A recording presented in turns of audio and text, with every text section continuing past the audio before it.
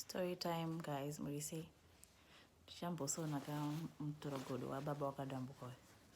So I just decided to tell you a story that people hardly share, a topic that people don't feel comfortable talking about. Kumitiswa. I'm sure you've never heard about anyone, or maybe a few people usually, or enjoy sharing. But like getting pregnant before getting married. So here's my story. No boy, I don't like it. Just enjoy. Kumitiswa. So anyway, guys, ndane munhu wangu handitangiri ndongotangira pahafu and imwe hafu yachona ndiimwe nyaya yawo zvadzo for another time. So guys, you realize the reason why I say these stories, I share most of these stories because I want you guys to understand we're not always as happy. Like someone would think life bobo, because we can't say that on social media. Guys, we can't do that. So I got pregnant, but if you know me very well from high school, I had inconsistent, like my periods anga city consistent every month during my periods. No, that wasn't it. So I had a problem. Like my mom would laugh about it like every time. Kuti wewe zuva gore rauchaita nhumbu kaiwe handombozivi unogona kusatoziva kuti une nhumbu because unoskip. Like pana mwana ndoziva kuti musi wa10 zve zvakachaya musi wani. For me it wasn't like that. I would skip 2 months, 3 months. So I got pregnant, but as usual I just didn't know. I just ignored. And then takatoignore first month yangu ndakunzwa kuti saliva yangu iri kumata ari kushata guys. Ndikati mama. Anyway, ndakangozviignore. But I never googled. I never asked anyone. Ndakangoti ameno. And then month yechipiri ngoma ndiyo ndakazoti pechi 3. Like I was like, I never had problems with anything. It was just the saliva. Everything else was okay. Danditoribo. I never vomited. I was never nausea, chichi. It wasn't like that. Danditoribo. So ndakutongofungira. But you know what happens? Before wanyatsoziva kuti you're pregnant, unotoudza munhu wako kuti ndinenge ndine nhumbu, because you want to know and you want to see how that person reacts. So I texted my then boyfriend. Ndikamudza ndikati ndinenge ndinotoine nhumbu ini. Andakazitaura chirungu. Ndakazobvira kutaura neshona. Ndakati nechirungu. Ndikati ndinenge ndine nhumbu. Zvikanzi akanditi iripo baby. Ini ndikati zvingangova simple kungoti iripo. So I tovhunza every day, how's my baby? But I think ndaingofunga in my mind ndaitoti komana yakutofunga kuti kutotamba anenge atoita zvemajokes zvake aroda ngova sweet. You know, you can just say that you're pregnant and you mukomana unangofunga kuti right, ada kuona the way I will react kana ndikamudaro. So imba ndakamuti anga everyday ati sei mwanangu, how's my baby? Iniwe haiwazve kana wamitiswa it can't be that simple. Kana une nhumbu zvisina kana kudidi hazvingaiti simple. Munhu wangomuka vachingokuudza I love you baby. Aiwa ngatimboona. So before that ndakarota ndakabata mwana mukomana and I was like, hopedzi hopedzi ndango. But chachakundiconfuse ndechekuti my mom ndovaigezesa mwana. Saka ndatanga kufunga manje ndamuka ndikati saka baba vacho navaripi. But that happened way before ndakuziva kuti ndakufungira kuti I'm pregnant. Ndikatoudza one of my friends ndikati I think ndarota zvinhu zvechifani. I just hope ndina nhumbu. And that was before ndatanga kunzwa kuti saliva chichichichi. ndikatamudza kuti I'm stressed because ndisi kuona baba vacho mawapedzisa ndakuna baba vacho mine ngoti ticharambiwa hai onaiwo chistendi ichi chiri kuramba kugarisa kamera yangu zvakanaka muone kuti ndogona kusona izvo. Saka mukomana ndamuudza tambogara-gara tinototaudzana ndotobvunzwa mwana kuti ari sei. And that was after ndapedza undergrad ndakuita postgrad kumiti yangu aibvunza kazingarege kubvunza kuti mwana ari sei. But with our relationship it was a little bit complicated, so we hardly spoke. But nyanga ingoripo yangu ndaingovhunza kuti saka idzidzo dziri kurevesa idzi hazviti ndakaita ndichikura nhumbu ichikurawo nguva ichifamba musafunga kuti hana yangu yaisarova ndichimuka hana yaitobhebha kutya kuti maiwe aya imi chimuka uchizvifunga kuti handina nhumbu himi. Dzimwe nguva it's not about your partner saying is okay, but manje wakutanga kufunga kuti kusisi vangu vachati chi, kumukoma vangu vachati chi, kubaba vangu vachati chi, kumai vangu vachati chi, kuiye wacho nawo wakandipa tikuwirirana here tichawirirana here kusvika 9 months. Kuchikoro ndichadii kuvanhu kuchikoro kubasa vanhu kunonzi society vekuchechi imi musatamba nekumitiswa. Kumitiswa ibasa, it's a whole lot of work. So dumbu rakanonoka kukura zvaro, so I was a little bit safe. Rakanonoka maybe because ndandiri kaslender hanzi kana yekutanga inengosina inononoka kukura meno kuti zviwere. But he guys imi takati takuta ichikura and then ndobva tazoonana nemunhu wangu ndobva ati for real you're pregnant.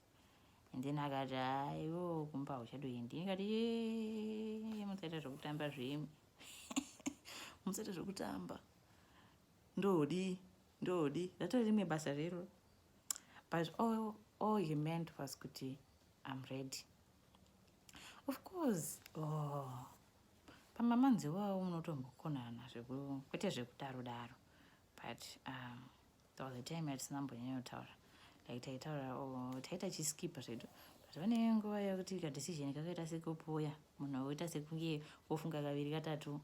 But I don't know why I was so calm about it. Like takangoti amenu tichazoona handauchema handaudii. But kahwanyika kwapa takangokonana but pamwe posapa ameno.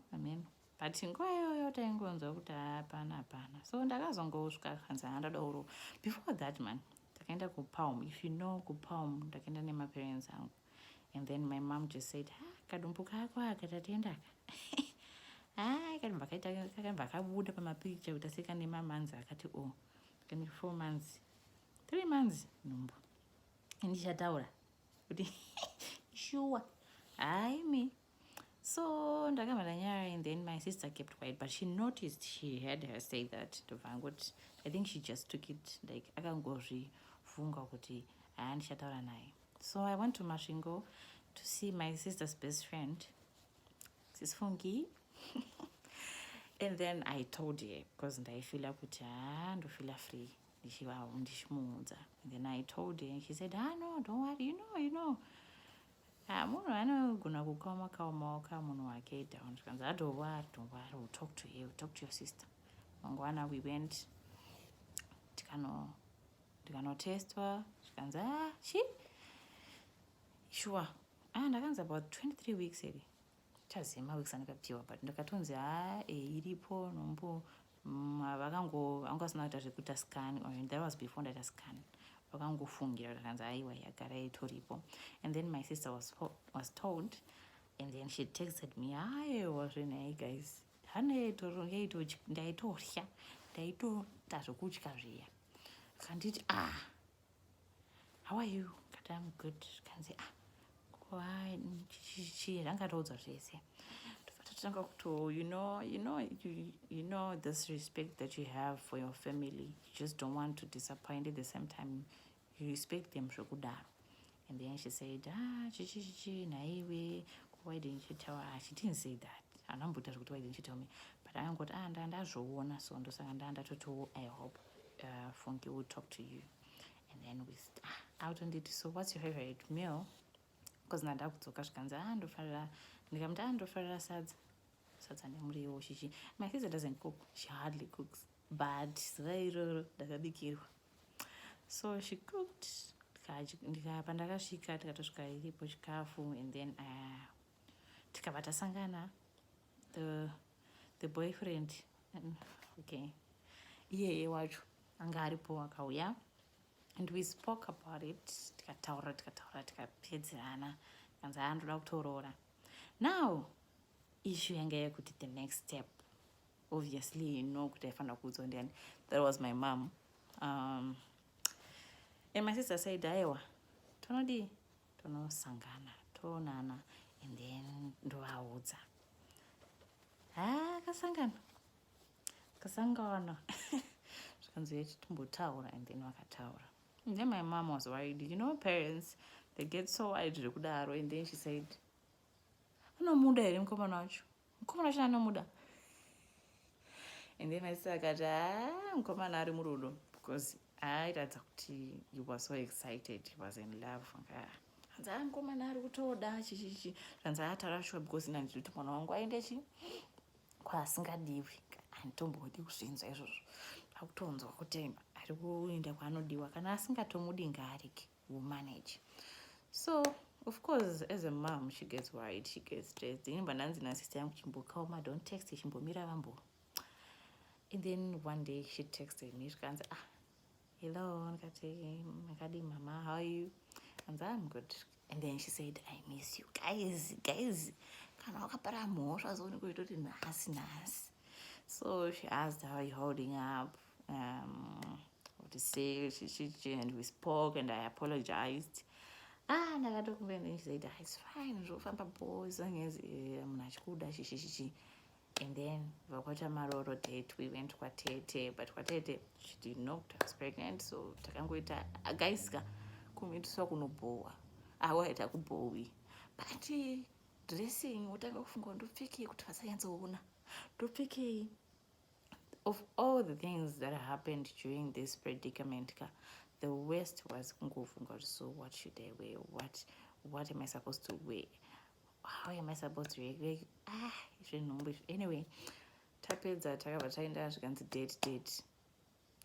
Panguva inoyi date tatotaurwa, everyone was told, my relatives kuti munhu ari kuyazororwa, and you know, people have different, you know, concerns. And then I remember pakaudzwa mudara wangu nabrother yangu anzi they were like, no, hazviti. For me, I didn't understand. Zvemarriage zvinangoti kwavanondirambidzirei. Anyway, so their family, they get worried, they get stressed, they know kuti aiwa munhu anozozvikwanisa here, that's too early, dayambononokawo. Anyway, sezvo pabada iwe yayawo, I'm sure anenge akangozvifunga, but akangoti katingoinyara. So, and then zvandikutotaura kuti I had so much respect. I have so much respect for my family zvekudaro, zvekutoita stress kufunga kuti saka ndichazodii ndikasangana navo. Then other people, some visited, they were excited, and then vamwe vanga yazongofeyawo kuti ari kungorogwa here uyu kana kuti inenge nhumbu inomuroresa. Vamwe vauyawo with genuine love, vamwe vauya kuda kuzozonzwa. That was it. And then kana vaona ndandisina zvekuita. So taingodya edu sadza nemavheji, makuseni, chimonya, manheru. I loved sadza zvekutoti tairida. Asi ndaifarira kushanda guys, kushanda zvenhumbu munongoriziva. So anga atori mukomana, so ndakaenda maroro ndakapfeka rimwe dress. I'll show you the pictures pekupedzisira. Nezidress rangu ranga rakadai so hapana akamboona kuti koidzidzi dzadzine nhumbu kana kuti chii. Guys, maroro unongoitawo stress zvinongoitika. Umwe anenge achiuya zokuhaga hagi dzedzedzese unotoona kuti haisi genuine ihagi kuda kunzwa kuti dumbu rakaoma here, kuti handi if you're pregnant dumbu rako rakanyatsa kuoma ka unotoshaya kuti ihagi zviri genuine or ihagi here. Everyone like will be excited, but at the same time anenge ada kutofeya nameno maybe zvezviri mind kana zvezvitongori mind mako. So after the maroro zvinhu zvakafamba bho, ndakadzokera kumba kwesister yangu. I stayed with my sister. Thank you very much.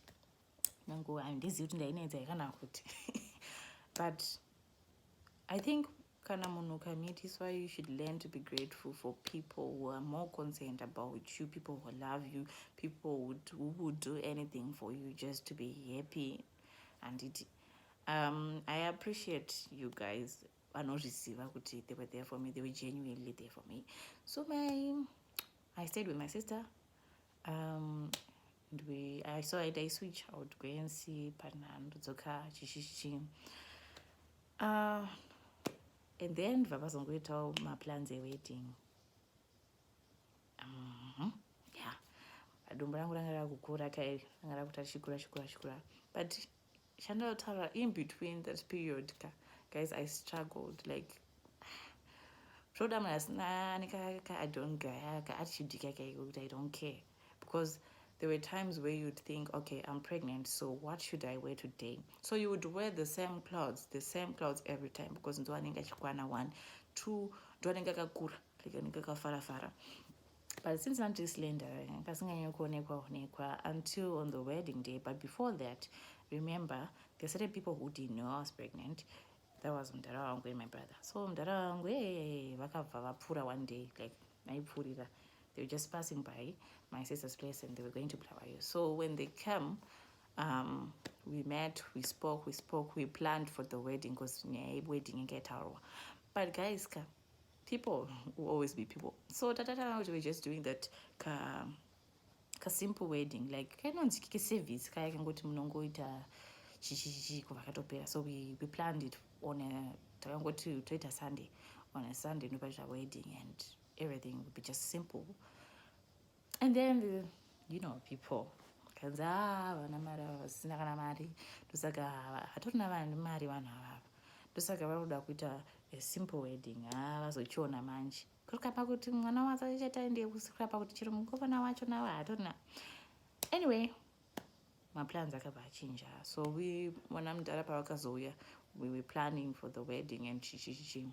And then in between mai akabva angotaura kuti pane zvimwe zvinhu zvikungoitika like pasituation yavari, like pavaitaura vakabva situation, and then mudhara akati situation ipi zvikanzi mwana nenhumbu, zvikanzi I don't know if he was told before or if he was told ipapo kana kuti vanga vaudzana, but it has to nyaya yaifana kungotaurwa. Ndobva tangobvunzwa zvikanzi shuwa here, ndingati guys ka. And then ndobva nyaya yangotaurwawo, he didn't say anything, vanamboratidza kutsamwa. After mangwana following day tabva tangoti vakuenda, and then he said he was worried about me because I didn't problem, like I get these panic attacks. So it was cold. That was May, quite on horror. So he was worried with Kochi. Then I was like, but maybe it's because of Nombiacho. And guess what, guys? So when they left, vakabvadzo kavachipfuurira, ndakavigirwa ma 2 jackets. Ndandatitengerwa namudhara chinzi aiwa munhu wangu unozonzwa chando. Guys, let's talk about the love. Zvinhu zvandaisafungira. So after that, obviously ndanga kungoziva chichichi, vamwe vanga vakuziva, vamwe vasingaziva, makazozviziva on that wedding day. So muchato wakazonyatsoita the proper thing, thanks to family, thanks to my partner's family as well. It went well, but zvandokudza kuti society didn't really matter, because I never really heard what they said. But this church thing, there were certain people I invited and they didn't come.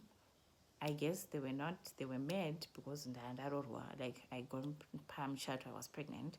So there are certain people who become so emotional about the mistakes that we do.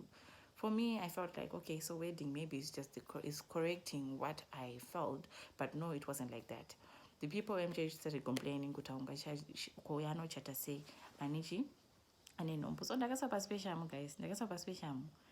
Hanzi zvangofane kuti this other friend of mine anonzi Tafadzwa, she said what happened there was kuti zvaita as if you wakaenda kunonzwe chii, zvaita sekunge sekuti pane zvanokanganisa pachikoro from Chiredzi primary maybe, and then you move to another school tongoti kurishavha primary, and then paune zvawakaita that school, when you move uchienda kune chimwe chikoro obva vakuvinga vachiti unofanira kupedzisa bench page yako. That is what happened. So I got pregnant, ndikachata, and they said that wasn't the proper way. I remember there was someone akatofamba vanhu vane zvinzvimbo muchechi kuti why is that musikana ari kuchata ane nhombo, zvinoita here izvozvo, haafaniri kutombochata kana ari ane nhombo. Apo futi vanhu anga kuti havadi kuchata nei, vanofanira kuchata because havana mari. Apo vamwe vari kutaura kuti why vachichata on a Sunday, why vachidaro. Apo so people spoke, but me, I don't even care. So after that ndakazongonzi, okay, to avoid nyaya dziri kutaurwa, please guys ngatingoisai munhu paspeciamu. And then I was told, but I'd already moved, but that was way after the wedding, after giving birth, because I gave birth the following day. And then I think 3 weeks later ndobva ndangonzi ndakuisa paspeciamu. Ngati that's fine, so like ndokuchechi kwenyu, but anyway kungoti vanhu vanzwe zviripo. But I was now wondering kuti no one knew me like zvekudaro. People knew my parents, people know my parents, not me zvekudaro, but kundienga zvokusvika pakunditi haiwa ngaiswe paspeciamu. So I remember this other couple yakambotara nezvazvo after I gave birth. I remember someone achitonzi akatotona like because the following day it wasn't planned, so ndakazozvara the following day, and my mom had little things like zvanga vanichengeta nokuzati ana mai vakarongeka anga vane zvimwe zvaifanira kuzondi zvavanga vanazvo just in case of emergency, and I didn't have because ndaingoti handozotenga late. So I gave birth to my preterm, and then obviously people spoke again. Zvikanzi takatovaona ungasobotanga nacheno, and I was like, guys, you're even talking about mwana wangu kusvika pamunyeya. But everything went well. Mwana atokura, and he's already 5 years now. But I remember this other lady akunditi ndipo mwana wako ndimubate like kuchurch, atokura mwana about 6 weeks. And ndakaramba. Why? Because I was like, okay, when I was pregnant, mainditi it's a sin anofanira kuchata nokuti mwana ari mudumbu kana kuti nhumbu ndo yakatadza. And then now that mwana abuda, what's the difference? Mwana is a sin, saka uri kuda mubatirei? Why would you want to do that? I think I wasn't okay with the whole scenario where people had to put more energy on my situation, on my predicaments. And I was like, okay, you're going to have kids and they're going to make the same mistakes. And then what are you going to do? How would you feel kana wazopambirwa nyaya nemwana wako nezvemwana wako fuchi mwana wanyama hamutomuzivi, like mwana hamutombomuzivi. So I guess there are certain things that we go through munhu atomitiswa zvisinganzwisiki. But I noticed the people I actually thought would be mad zvekudaro were my family, like family members. But instead the society got angry. The church members got pissed off. Everyone else was pissed off because I was pregnant, of which the people that mattered to me, right, and I'm so grateful about that. But I know we have different problems. We face different problems. We face different predicaments. Or what? But I noticed what matters is family. And I'm grateful for people who don't disappoint. Our family didn't disappoint. My partner didn't disappoint. But obviously, in I felt good, yeah. This is your favorite, right? It's obvious, I can't really go with it.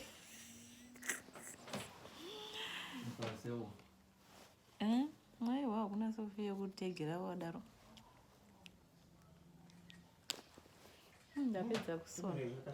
So about my brother, we never really got the chance or time to talk about it. The only thing that I did was call him and tell him kuti ndanichi kwaane mwana kwaane muzukuru. Like they were supposed to share a birthday, but akazokasira akazoshare nababa vake mwana wacho. So guys, I have learned to love all the time, to learn to respect and understand other people's situations, because people go through a lot, but you never know because of social media.